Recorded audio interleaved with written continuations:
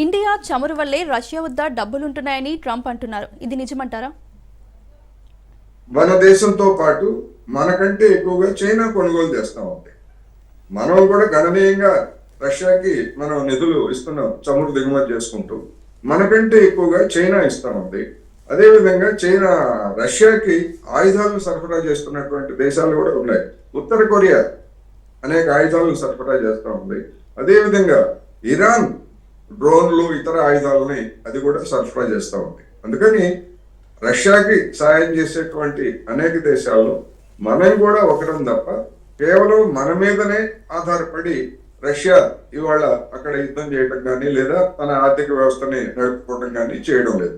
మన పాత్ర కూడా గణనీయమైనదే అని చెప్పుకోవచ్చు.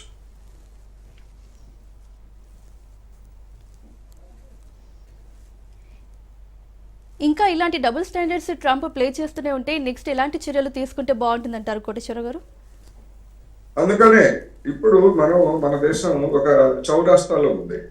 ఈ విధమైనటువంటి ద్వంద్వ ప్రమాణాలు మన దేశం పట్ల కావచ్చు లేదా ప్రపంచంలో ఉన్నటువంటి ఇతర దేశాల పట్ల కావచ్చు, ఏ దేశం పట్ల ఏ దేశం వ్యవహరించినప్పటికీ ఆయా దేశాలు తమదైనటువంటి తమ దేశ ప్రయోజనాలను లేదా తమ పౌరుల ప్రయోజనాలను దృష్టిలో ఉంచుకొని ఒక స్వతంత్రమైనటువంటి విదేశాంగ విధానాన్ని అనుసరించాల్సినటువంటి అవసరం ఉందనేది మనం చెప్పుకోవాలి.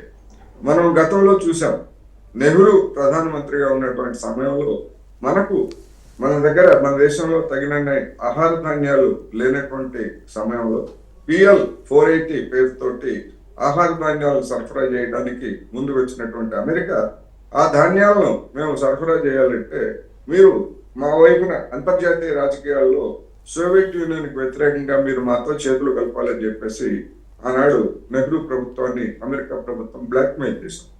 దానికి ఆ రోజు నెహ్రూ తిరస్కరించారు.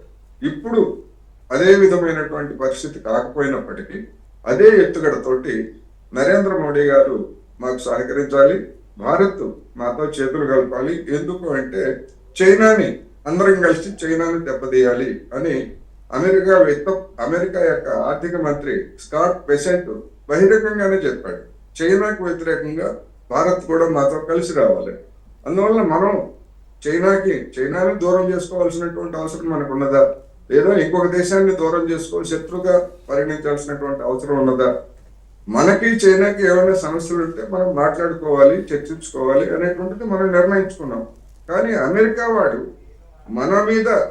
మన భుజం మీద తుపాకీ పెట్టి చైనాను కాల్చాలని చూస్తూ ఉంటే మన భుజాన్ని అమెరికా వాడికి ఇవ్వడమా లేదా అనేటువంటిది మనం తేల్చుకోవాల్సినటువంటి తరుణం ఆసనమైంది.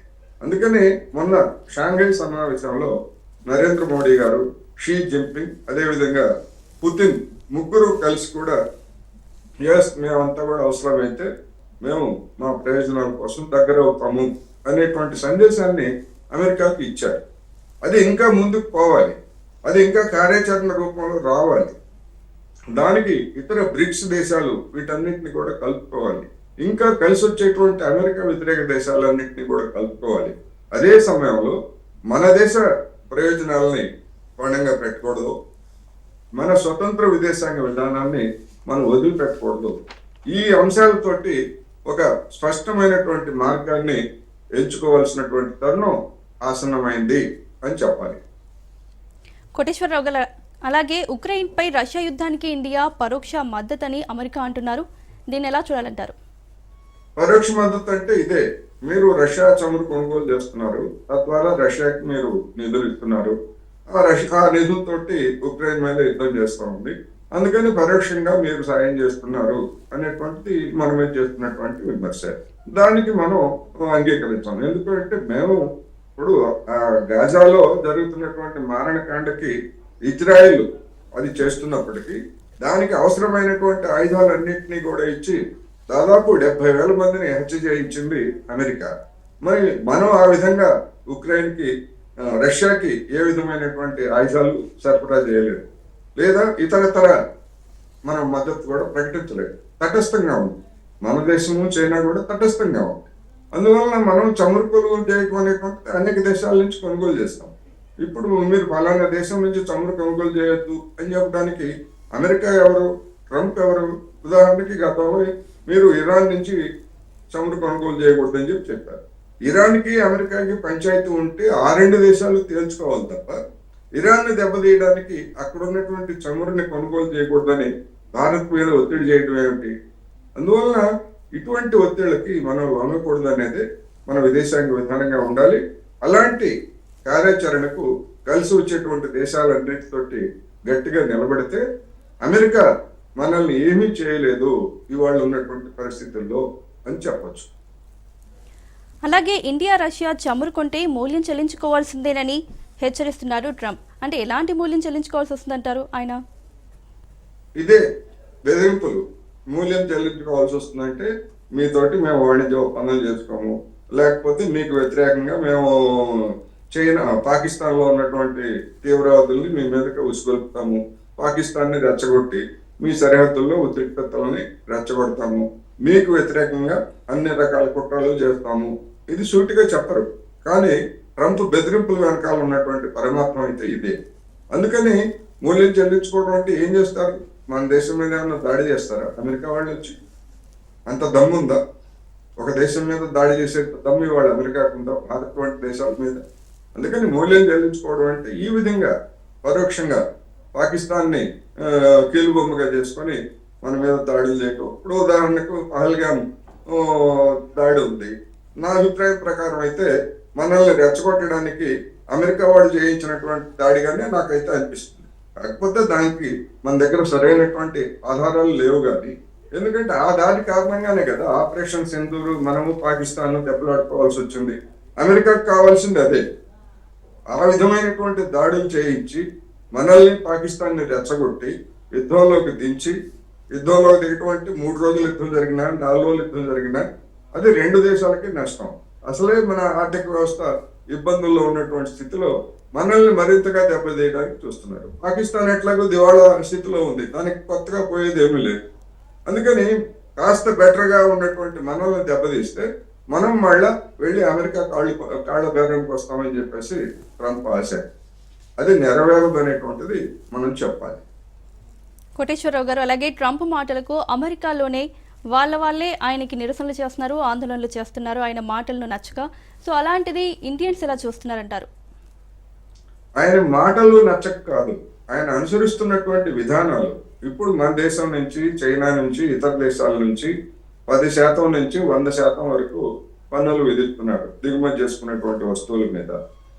ఆ మొత్తం చెల్లించాల్సింది ఎవరు? అక్కడ ఉన్నటువంటి కార్పొరేట్లు, ఎలన్ మస్క్ లాంటి కార్పొరేట్లు కాదు, మనలాంటి సామాన్య కార్మికులు, సామాన్య ఉద్యోగులు, వస్తువులను కొనుగోలు చేసే ప్రతి ఒక్కరూ ఆ భారాన్ని భరించాలి.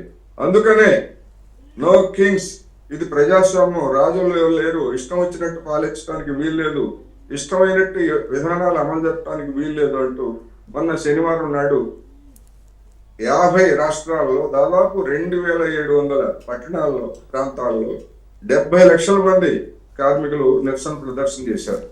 ఇటీవల కాలంలో అమెరికాలో ఒక్కరోజు ఒక ప్రభుత్వానికి వ్యతిరేకంగా ఇంత తీవ్రమైనటువంటి నిరసన, ఇంత పెద్ద సంఖ్యలో జనం వీధుల్లోకి వచ్చి నిరసన తెలిపినటువంటి సందర్భం లేదు. అందుకని అంతర్జాతీయంగా డొనాల్డ్ ట్రంప్ అనుసరిస్తున్నటువంటి విధానాలకు అంతర్జాతీయంగా ప్రతిఘటన ఎదురవుతా ఉంది. అంతకు మించి దేశీయంగా అమలు చేస్తున్నటువంటి విధానాలు లేదా ప్రతిపాదించినటువంటి సాంఘిక సంక్షేమ పథకాల కోత, ఇట్లాంటి వాటి అన్నిటికీ వ్యతిరేకంగా అమెరికన్లు కూడా వీధుల్లోకి వస్తున్నారు.